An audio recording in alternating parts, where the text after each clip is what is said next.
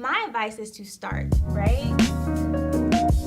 You are going to make the mistakes that you're going to have. You're going to have the troubles that you're going to have anyway, right? You can't skip them. But if you stop them or if you don't do them, like I tell people, everybody's like, well, I want to make $100,000. Well, do you have the infrastructure to take on $100,000, or will you have bad customer service? Will your deadlines not be met? And will you have bad ratings? If you want to be where I'm at 30, you have to start now. How you guys doing today? Welcome to the second feature of our Thriving Under 30 Black History Month feature. I am here with Danielle Mitchell of Average Black Girl. Thank you for showing up today. Thank you for having me. Yeah. And we have our special guest host here, Tevin, also known as T-Mac. How you doing? I think you guys will like what we have in tune for you today. So things to get started, we can have you tell us a little bit about yourself. What are you into? Yes. Okay, so my name is Danielle Mitchell, and I'm an international marketing strategist. And my focus with Average Black Girls, we are a boutique marketing firm focusing on creating more Black millionaires globally. And we do that through web design, product management, marketing strategies, and securing partnerships. And what I went to school with AB, just a little bit older, but I went to the University of Illinois-Champaign, Urbana, and I studied marketing and management. My first internship was between my junior and senior year, and it was at L'Oreal in New York. And that's where I got exposed to branding, influencers, makeup, and product development. And during that time, opened a wide world to me of how you can make money, how you can separate what your needs are and your wants, and start getting paid for doing things that you really like. After L'Oreal, I went and worked for Coca-Cola for 4 years. I started in Orlando, Florida, then Miami, Florida, and then ending my tenure with them in Atlanta, Georgia. And that is where I started my business, Average Black Girl. I actually started it because when I moved to Atlanta, I really didn't like the job. Like, I thought I was gonna like it, but I didn't. And most big corporations, you just have to be in the situation for about 6 months to 8 months, sometimes a year, and then you can apply for something. So I'm like, okay, what am I gonna do that is going to make me happy while I'm waiting to get through? And that's when I started Average Black Girl. And for me, my brand started on YouTube. I'm in Chocolate City, it's the Black Mecca, and I'm trying to find Black businesses outside of Metro Atlanta because I had a large territory. Right. And it was a little bit harder than what I thought it was going to be, so I decided just to go on, and when I found great businesses, do reviews, and then let them know, hey, you may think that you're buying Black when you support My Black is Beautiful, Soft Sheen Carson, but you got to turn it to the back and see that it's owned by L'Oreal. And it has been since 95, so right. A lot of these businesses may be targeted to Black people, but they're not supporting. And so after that started, once I got about 400 subscribers, I was like, okay, you have a following, what do you guys want from me? And so I asked them, I surveyed my followers, and they surveyed me back and said that we want you to help us start our businesses. We want to do what we're getting paid to do in corporate on the side. That's a lot. That's a lot, but you dropped a lot of gems there. So just for people who probably tuned out a little bit. Right. When did you start?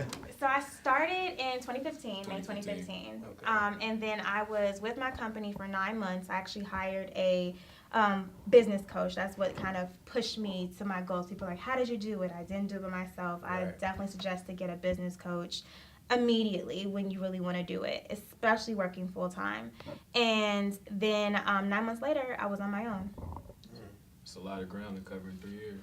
It is, but you know what? Like I said, we have degrees. Like, it's so different working for someone that has worked in corporate America and hearing those stories versus working for someone that never did anything. So my big take is let school work for you and use these companies and learn all you can, because it's just going to help you be that much better of a boss when it's time. So what has been the most challenging part? I think the most challenging part is the balance of when I need to hire someone else and get help versus doing it on our own. And I think that some of that is just societal, right? You always hear about the strong black woman, or I can do it all by myself, and you can't do it by yourself. Right. And so one of the ladies that I follow, Awesomely Lovey, she also went to U of I, she made on Twitter, and she was like, you don't have to do it by yourself. And even if it's just you hiring one person to help you a couple hours a week and paying $40 a week, exactly, that's what she said, $40 a week, go ahead and try that and just get some of that busy work. And so that's the first thing I did. My first person I hired did that, and it helped me to focus on being creative versus creating social media graphics and doing what I have to do but may not generate income every time I do it. Okay. So to take that a step deeper, not only what has been your biggest challenge, but how has it been challenging being a woman, an African American woman in all of this? I don't know if it's actually been that challenging. I can't say, because I am in a great space where a lot of women have come before me, right? They've been paving the way for doing this. From Oprah to Beyonce to Karen Civil, women bosses, especially in marketing, that's not really unheard of. I'm not really in a male-dominated industry. It's pretty fair. So for me personally, I haven't. And when I got my start in Atlanta, they were so supportive that you know, I'll always be forever indebted to ATL for pushing me and being so supportive every step of the way. Definitely. What advice would you give younger females? My advice is to start, right? Okay. You are going to make the mistakes that you're going to have. You're going to have the troubles that you're going to have anyway, right? You can't skip them. But if you stop them, or if you don't do them, then you're just going to push what you have to go through later, right? Okay. So when I was like in a crossroads, do I want to do a C-level track and like, does this want to be my life, or do I want to start my business and kind of create my own thing for personal reasons, like as far as like the type of lifestyle I want to have, or how I want to raise my children, or just how many vacation days I want to have during the year. People were like, if you want to be where I'm at 30, you have to start now. If you wait until 30, you're still going to have to go through all the trials and tribulations of starting a startup, right? You can't bypass that. Right. So my thing is to start now. And I encourage people to do it while working in school full time, because it shouldn't be, I'm sleeping on couches or I'm so stressed. When you're poor and money's not coming in, it's hard to be creative because you're just trying to survive. Right. But when you kind of let it go organically and naturally, then things can be creative. It's no pressure, and your business is so much better. Like I tell people, everybody's like, well, I want to make $100,000. Well, do you have the infrastructure to take on $100,000, or will you have bad customer service? Will your deadlines not be met? That's right. And will you have bad ratings, right? She's dropping the That's facts. What would you say has been the key to your success? Has it been like, Consistency. oh, perfect. Consistency. So for me, a lot of people, when I coach them, they'll be like, okay, I want to have a marketing strategy. What do I do? And then they'll say, well, I'm going to focus on Instagram one day or 1 week. And then I'm going to focus on LinkedIn next week. And I'm going to focus on Pinterest.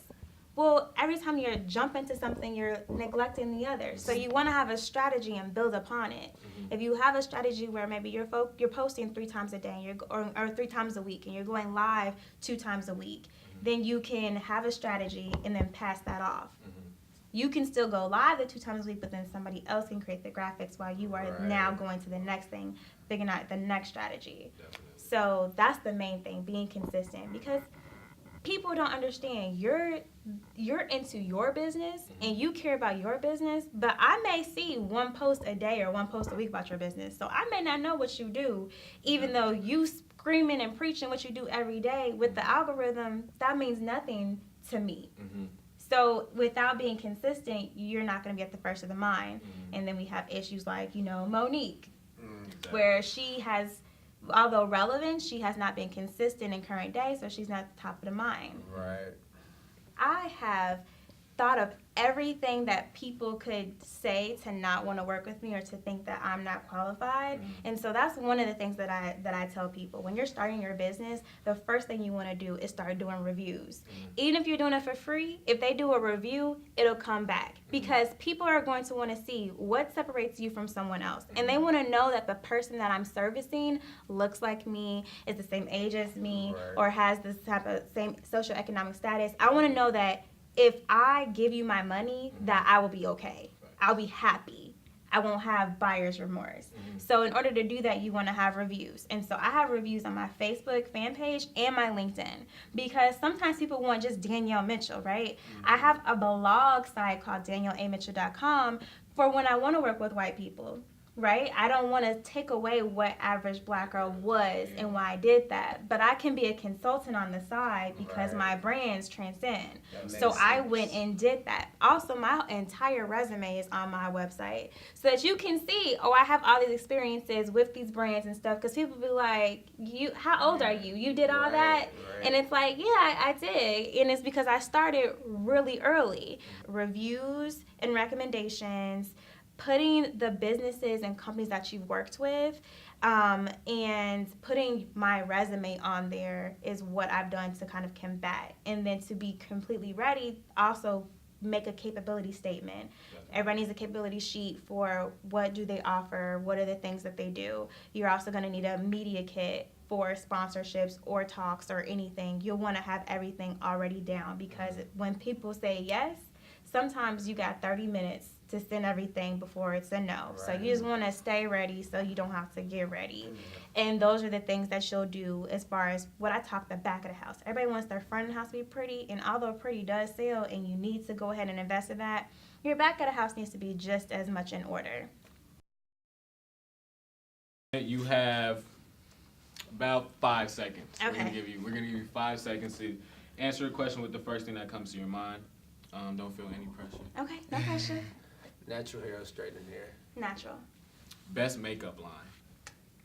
I would say MAC foundation, Fenty, the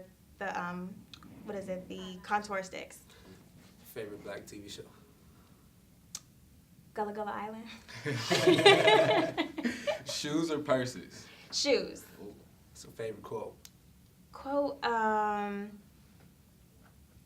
don't have one. Onward. Black girl magic. What do you Beyonce. Think? Nice. Top boss woman you know? Kerry Washington. Hottest artist for the culture right now? Drake. Well, that concludes. Last but not least, your biggest inspiration? I think my biggest inspiration would be Oprah. Stay tuned for the next episode of Thriving Under 30, and we'll catch you guys later. Stay sincerely.